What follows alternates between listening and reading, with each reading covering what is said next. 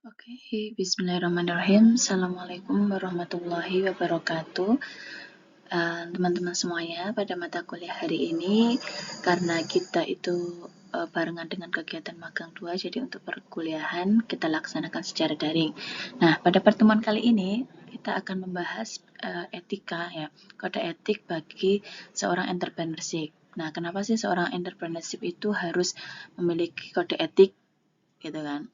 Nah, jadi hal ini penting untuk kita bahas, supaya kenapa ketika kita melakukan kegiatan kewirausahaan itu nanti kita bisa tetap memegang teguh integritas kita dan bisa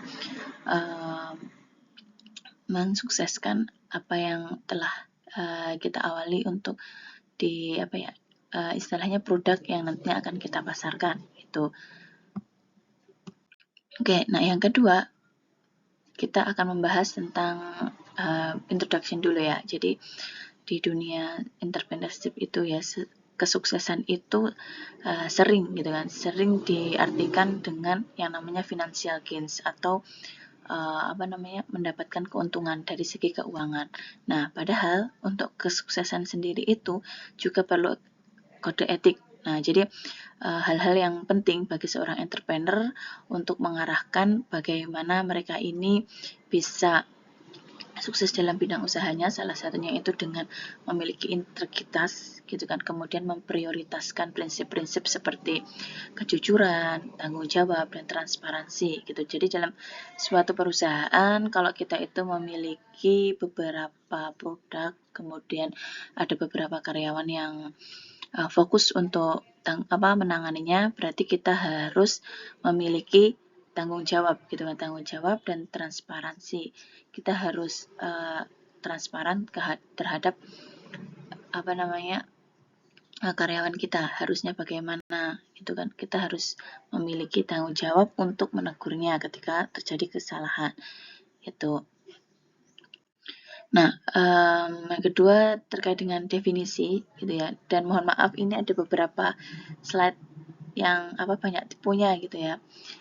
Nah, tapi insya Allah nanti teman-teman paham gitu. Jadi untuk definisinya sendiri, entrepreneurship yang dengan integritas itu memiliki arti bahwa bisnis yang dijalankan itu nanti pasti akan memiliki kejujuran, transparansi, dan juga tanggung jawab gitu. Nah, hal ini nanti akan mempengaruhi gitu kan, akan mempengaruhi dalam pengambilan keputusan maupun bagaimana kita itu memperlakukan stakeholder yang langsung bersinggungan dengan kita. Gitu.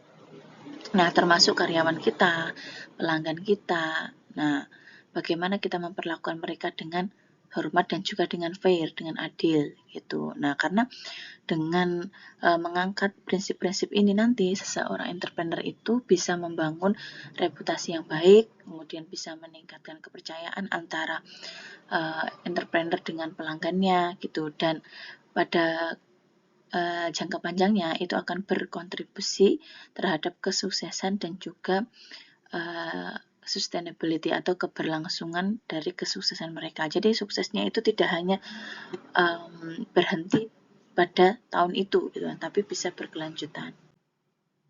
Nah, untuk selanjutnya pentingnya apa sih gitu kan? Pentingnya apa dalam ethical behavior ya? Dalam seorang entrepreneurship itu etika yang penting itu apa gitu kan? Karena etika ini kan merupakan aset jangka panjang bagi seorang entrepreneur gitu. Nah, bagaimana mereka itu bisa mempertahankan kesuksesan mereka gitu. Nah, dengan cara mereka ini akan membangun kepercayaan dengan stakeholder mereka, entah itu dari pihak sponsorship, dari relasi bisnis kita, pelanggan gitu kan. Dan yang pastinya nanti akan attract loyal customer. Jadi kita akan menarik gitu kan, menarik pelanggan-pelanggan yang setia. Kalau customer kan mungkin 1 kali 2 beli udah. Kalau pelanggan setia mereka akan selalu melakukan repeat order gitu. Nah, kemudian nanti akan membangun reputasi yang positif di bidang marketnya. Jadi meskipun memiliki produk yang sama di antara para pengusaha, mereka ini memiliki hubungan yang positif gitu, reputasi yang positif. Oh ternyata produknya si A ini bagus karena pelayanannya baik, sering ada bonusnya gitu kan. Nah itu kan akan membangun hubungan yang positif gitu. Oke. Nah prinsip-prinsipnya apa sih? Ini beberapa prinsipnya sudah saya singgung di awal ya. Jadi prinsip dalam ethical code atau kode etika dalam kita berbisnis itu salah satunya itu adalah adanya kejujuran dan transparansi. Jadi seseorang entrepreneur itu mereka harus selalu berkomunikasi dengan jujur dan terbuka terhadap semua stakeholdernya, gitu ya. Tidak hanya berkata jujur kepada pelanggannya atau hanya berkata jujur kepada orang yang menjadi sponsorship kita. Nah, jadi semua kalau memang produknya kita itu ada kecacatan, ya kita ngomong apa adanya gitu. Nah, kedua itu adalah adanya prinsip fairness dan equity gitu. Adanya keadilan dan juga persamaan gitu. Karena sama itu kadang belum tentu adil gitu ya. Jadi kalau misalkan keadilan, nah itu pembagiannya itu sesuai dengan porsi mereka gitu.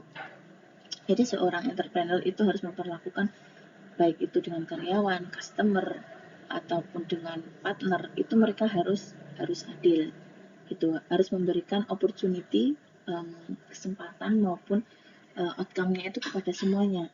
Jangan membeda-bedakan karyawan. Misal karyawannya ini kok rajin, kita kasih bonus, terus sedangkan karyawan yang tidak rajin atau memiliki kekurangan itu kita biarkan. Enggak, tapi harus kita perlakukan adil dengan misal karyawan yang sering telat-telat. Nah, itu perlu kita berikan semacam kayak training untuk meningkatkan kedisiplinan mereka. Gitu.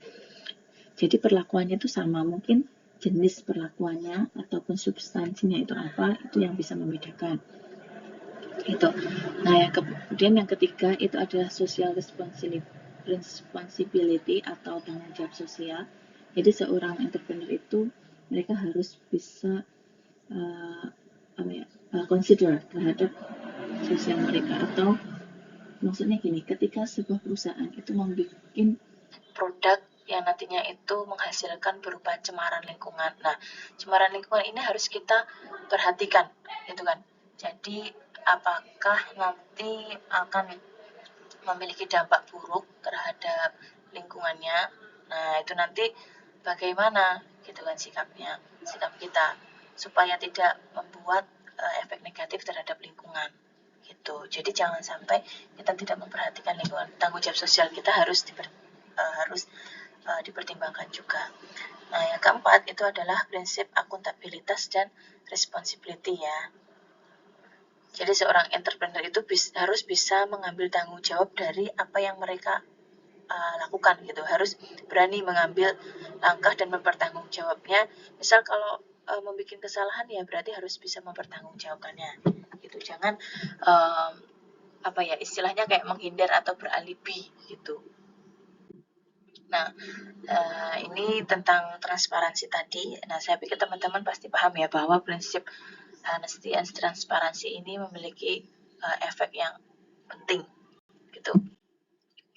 Kemudian treatment of employee, kita memperlakukan karyawan dan stakeholder ini bisa berupa dengan memberikan promosi ataupun bisa memberikan keamanan gitu kan, keamanan kerja gitu kan, menyediakan lingkungan kerja yang nyaman bagi karyawan-karyawan kita gitu. Jadi dengan memprioritaskan kesejahteraan dan juga kebahagiaan employee kita, nah itu kan akan bisa meningkatkan motivasi mereka dan juga loyalitas mereka di tempat kerja gitu. Nah, kemudian kalau prinsip sosial dan environmental, nah itu adalah entrepreneur itu harus bisa mempertanggungjawabkan ya, tidak hanya mempertimbangkan dari segi finansial, tetapi mereka juga harus memprioritaskan dari segi environmentalnya gitu, tanggung jawab lingkungannya. Nah, termasuk praktek-praktek untuk mengurangi cemaran atau sampah gitu kan. Nah, kemudian membangun komunitas yang baik dengan lingkungannya, entah itu dari lingkungan organisasi menengah atau organisasi menengah ke atas. Nah, gitu. Oke, kemudian kita harus mencegah konflik ya, ini preventing conflict of interest. Jadi sebisa mungkin kita itu mencegah terjadinya konflik antar individual atau di antar karyawan dalam sebuah perusahaan tersebut gitu. Kadang kalau misalkan kerja di sebuah perusahaan itu kan pasti banyak ya pressure-nya gitu kan, persaingan antar karyawan, atau mungkin ibaratnya kayak cari muka mungkin. Nah, itu kita juga harus bisa meminimalisirnya gitu. Atau mungkin ada kepentingan tertentu. Nah, karyawan ada kepentingan tertentu pengen dinaikkan gajinya, akhirnya dia membuat sebuah isu yang tidak baik gitu kan, atau mungkin merendahkan yang lain. Nah, itu harus kita minimalisir.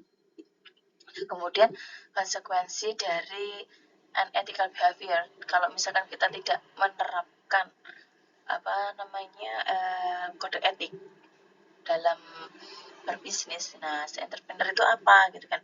Yang pastinya nanti akan memiliki konsekuensi dalam segi personality maupun profesional. Jelas ya, itu namanya tidak profesional. Nah, hasilnya apa? Nanti pasti akan merusak reputasi, ya, merusak hubungan antara seorang entrepreneur dengan karyawannya gitu. Nah, hingga akhirnya nanti bisa kehilangan kepercayaan dari berbagai stakeholder. Nah, ini sulit ya kalau seorang entrepreneur tidak memiliki relasi. Nah, itu akan sulit bisnisnya itu menjadi berkembang karena orang-orang nggak percaya. Nah, hasil akhirnya apa? Nanti pasti bisnisnya akan gagal gitu. Nah, untuk kesimpulannya, ini adalah keuntungan dari kita memiliki bisnis yang berintegritas. Nah, itu pastinya akan membangun reputasi yang baik, reputasinya itu pasti kuat gitu. Nah, ketika kita sudah memiliki reputasi, itu sangat gampang sekali menambah relasi, itu gampang. Ketika kita biasanya kulaan barang A di tempat B, ternyata nggak bisa. Nah, karena kita sudah dicap memiliki reputasi yang baik, nah pasti nanti akan gampang mencarikan pengganti atau untuk mendapatkan informasi yang urgent itu gampang gitu. Nah, kemudian keuntungannya lagi pasti akan memiliki konsumen yang setia gitu. Nah, karena bisnis yang baik itu nanti mereka dapat berkontribusi kepada keberlangsungan ekosistem bisnisnya gitu. Baik, untuk etika saya pikir sampai di sini dulu ya. Nanti bisa dipahami lagi, jika belum paham nanti bisa diulang lagi videonya, dan jika ada pertanyaan bisa meninggalkan di kolom komentar. Oke, sekian, terima kasih dari saya, semoga bermanfaat. Saya akhiri, wassalamualaikum warahmatullahi wabarakatuh.